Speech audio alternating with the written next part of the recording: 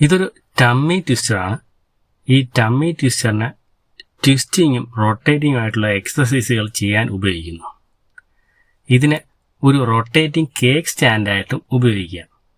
2 പലക കഷ്ണങ്ങളും ഒരു പഴയ സീലിംഗ് ഫാനും ഉണ്ടെങ്കിൽ ഇത് സിമ്പിളായിട്ട് ഉണ്ടാക്കാം. അപ്പോൾ ഇതെങ്ങനെ ഉണ്ടാക്കാമെന്ന് നോക്കാം. എല്ലാവർക്കും വീഡിയോയിലേക്ക് സ്വാഗതം. ടമ്മി ട്വിസ്റ്റർ ഉണ്ടാക്കാനായി ഒരു പഴയ ഫാൻ തപ്പിയെടുക്കാം. അങ്ങനെ 1 പകരം 2 കിട്ടി. അതിനെ ക്ലീൻ ചെയ്ത ശേഷം അഴിച്ചെടുക്കാം. ഇതിൽ നമുക്ക് ആവശ്യം ഈ ടോപ്പ് പോർഷനും ഉള്ളിലെ ഈ സ്റ്റേറ്ററുമാണ്. ടോപ്പ് പോർഷനിലെ ബെയറിംഗ് നല്ലതായിരിക്കണം. ഇനി സ്റ്റേറ്ററിൽ നിന്ന് കോപ്പർ വൈൻഡിങ് ഹാക്സ ഉപയോഗിച്ച് കട്ട് ചെയ്ത് മാറ്റാം. കോപ്പറെല്ലാം മാറ്റി ക്ലീൻ ആക്കിയിട്ടുണ്ട്. ആദ്യത്തെ പലക എടുത്ത് സൈഡ് കട്ട് ചെയ്ത് മാറ്റിയാണ്. പലക ലേത്തിൽ കയറ്റി റൗണ്ട് ആക്കിയെടുക്കാം. കട്ടിയുള്ള ഒരു ചപ്പാത്തി പലക എടുത്താലും മതി. പലകയെ റൗണ്ടാക്കി ഫാൻ്റെ ടോപ്പ് പോർഷൻ കറക്റ്റായിട്ട് സീറ്റാകുന്നതിന് വേണ്ടി ഒരു ഗ്രൂ കൂടി ചെയ്തിട്ടുണ്ട്. ഈ ഗ്രൂ ഇല്ലെങ്കിലും പ്രശ്നമൊന്നുമില്ല. ഗ്രൂ ഉണ്ടെങ്കിൽ പെട്ടെന്ന് സെൻറ്റർ ഈസി ആയിട്ട് സെറ്റ് ചെയ്യാം. ഇല്ലെങ്കിൽ ഒരു സർക്കിൾ വരച്ചും സെറ്റ് ചെയ്യാം.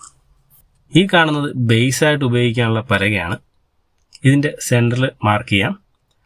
ഇനി ഫാൻ്റെ സ്റ്റേറ്റർ ഷാഫ്റ്റിൻ്റെ ബോട്ടം ഭാഗം കട്ട് ചെയ്ത് മാറ്റുകയാണ്. ഈ വശം ബേസായിട്ടുള്ള തടിയിൽ ഉറപ്പിക്കാനാണ്. എന്നാലും ഈ സെൻറ്ററിൻ്റെ ഭാഗം കുറച്ച് പൊങ്ങിയിരിപ്പുണ്ട്. അതിനെ സെറ്റ് ചെയ്യാൻ വേണ്ടി പലകയുടെ സെൻറ്ററിൽ ജസ്റ്റ് ഇതുപോലെ കട്ട് ചെയ്ത് മാറ്റിയാണ്. ഫാൻ ഷാഫ്റ്റിൻ്റെ ടോപ്പ് പോർഷനും കട്ട് ചെയ്യാണ്. കപ്പാസിറ്ററും മറ്റും ഉറപ്പിക്കുന്ന സ്ക്രൂവിൻ്റെ ഭാഗത്തിന് മുകളിൽ വെച്ചാണ് കട്ട് ചെയ്യേണ്ടത്. ഷാഫ്റ്റിൻ്റെ മുകൾ വശം പലകയിൽ തട്ടാതിരിക്കാനാണ് കട്ട് ചെയ്ത് മാറ്റുന്നത്. ഇനി സ്റ്റേറ്ററിനെ പലകയുടെ സെൻറ്ററിൽ വച്ച് ഡ്രില്ല് ചെയ്യുകയാണ്. സ്റ്റേറ്ററിൽ ധാരാളം ഗ്യാപ്പുകളുണ്ട്. അതിലൂടെയാണ് ഡ്രില്ല് ചെയ്യുന്നത്. നട്ടും ബോൾട്ടും ഇട്ട ശേഷം ബാക്കി ഹോൾസ് കൂടി ഡ്രില്ല് ചെയ്യാം. ഹോളെല്ലാം ഇട്ടതിന് ശേഷം നട്ടും ബോൾട്ടും ടൈറ്റ് ചെയ്ത് നോക്കി എല്ലാം സെറ്റാണ്. ഇനി അഴിച്ചു മാറ്റിയ ശേഷം ടോപ്പ് പോർഷൻ റെഡിയാക്കാം. സ്റ്റേറ്ററിൻ്റെ ഫാൻ ഷാഫ്റ്റിലൂടെ ഒരു ബെയറിംഗ് ഇട്ട് കൊടുക്കുകയാണ്. ഈ ബെയറിങ്ങിന് പ്രത്യേകിച്ച് ഫങ്ഷനൊന്നുമില്ല.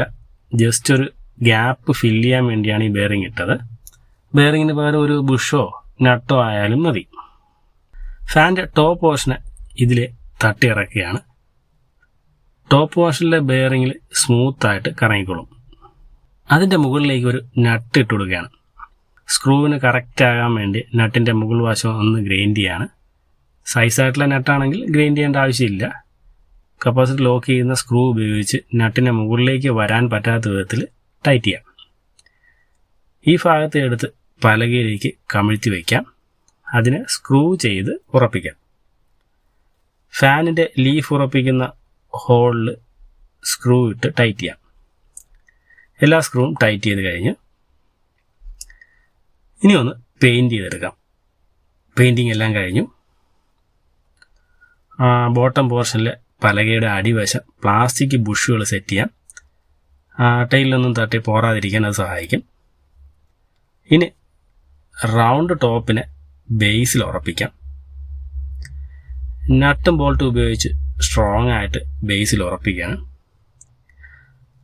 പ്ലാസ്റ്റിക് ബുഷ് ഉള്ളതുകൊണ്ട് ബോൾട്ടിൻ്റെ ഹെഡ് തറയിൽ ടച്ച് ചെയ്യത്തില്ല.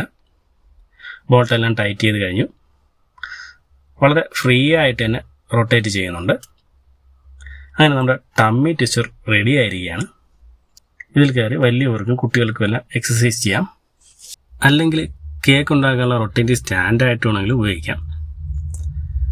ടോപ്പ് പലകയ്ക്ക് പകരം കട്ടിയുള്ള ചപ്പാത്തി പലക ഉപയോഗിച്ചാലും മതി. ഇങ്ങനെ സിമ്പിളായിട്ട് ഒരു ടമ്മി ട്വിസ്റ്റർ ഉണ്ടാക്കിയെടുക്കാം.